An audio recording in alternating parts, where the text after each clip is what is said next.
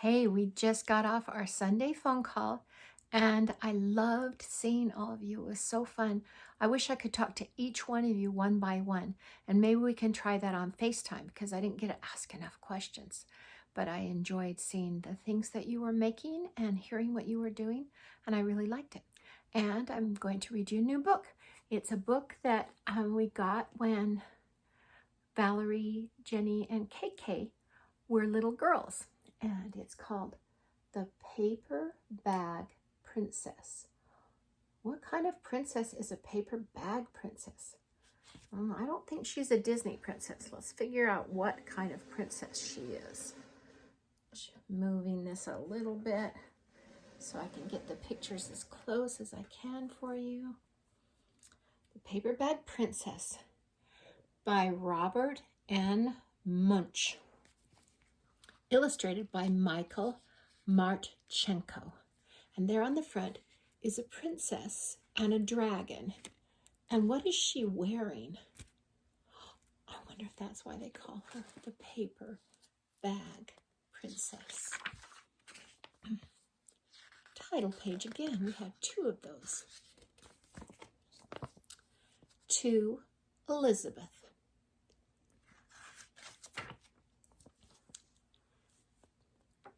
Elizabeth was a beautiful princess.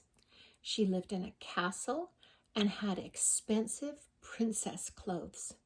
She was going to marry a prince named Ronald. She looks like she likes Ronald, but I don't know if Ronald looks like he likes her. And they both have crowns on their head. And look at Ronald's silly, funny shoes. I like her dress. Her dress is very pretty. Unfortunately, a dragon smashed her castle, burned all her clothes and with his fiery breath, and carried off Prince Ronald. All of her clothes? Oh no. Oh dear, I'm glad they have some clouds over where her clothes are gone. And you see who's in the hands of the dragon? It's Prince Ronald. All of those clothes gone. Elizabeth decided to chase the dragon and get Ronald back. She looked everywhere for something to wear, but the only thing she could find that was not burnt was a paper bag. So she put on the paper bag and followed the dragon. He was easy to follow because he left a trail of burnt forests and horses' bones. Oh, see, she's not going to just sit around and wait for someone to come rescue her. She's mad. She's very mad. She's going to do something. Finally, Elizabeth came to a cave with a large door that had a huge knocker on it. She took hold of the knocker and banged on the door. The dragon stuck his nose out of the door and said, "Well, a princess. I love to eat princesses, but I've already eaten a whole castle today. I am a very busy dragon. Come back tomorrow." He slammed the door so fast that Elizabeth almost got her nose caught. Elizabeth grabbed the knocker and banged on the door again. The dragon stuck his nose out of the door and said, "Go away.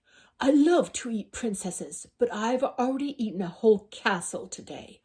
I am a very busy dragon. Come back tomorrow."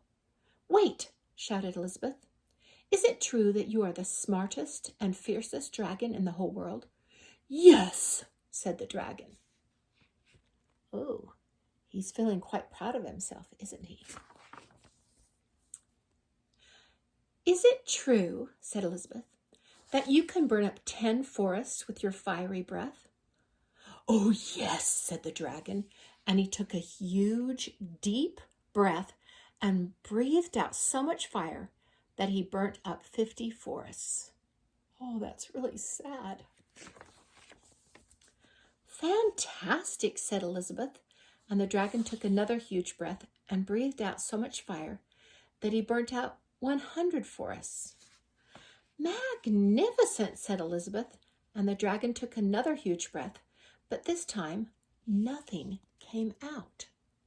The dragon didn't have enough fire left to cook a meatball.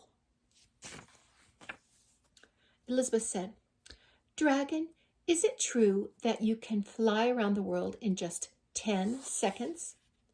"Why, yes," said the dragon, and jumped up and flew all the way around the world in just 10 seconds. He was very tired when he got back, but Elizabeth shouted, "Fantastic! Do it again!" So the dragon jumped up and flew around the whole world in just 20 seconds. When he got back, he was too tired to talk, and he lay down and went straight to sleep. Elizabeth whispered very softly, "Hey, dragon." The dragon didn't move at all. She lifted up the dragon's ear and put her head right inside. She shouted as loud as she could, "Hey, dragon!" The dragon was so tired, he didn't even move. Elizabeth walked right over the dragon and opened the door to the cave. There was Prince Ronald. He looked at her and said, "Elizabeth, you are a mess. You smell like ashes. Your hair is all tangled, and you are wearing a dirty old paper bag. Come back when you are dressed like a real princess." "Ronald," said Elizabeth, "your clothes are really pretty and your hair is very neat. You look like a real prince, but you are a toad." They didn't get married after all. And that's the end. And Elizabeth went dancing off because it turns out she was smart and she was clever and she was brave, and it wasn't important what she looked like. It was important what she did. And while Ronald did nothing to save himself from the dragon and take care of the dragon, Elizabeth was smart enough to trick the dragon. And that's why she was a great princess. It had nothing to do with what she looked like. Yay! Maybe you can get a paper bag, and if you can't fit in it, maybe you could try to make yourself a paper bag shirt and show me what it looks like. And I'd love to see a picture of you in a paper bag shirt that you've decorated with markers. I think that would be really fun. Bye-bye.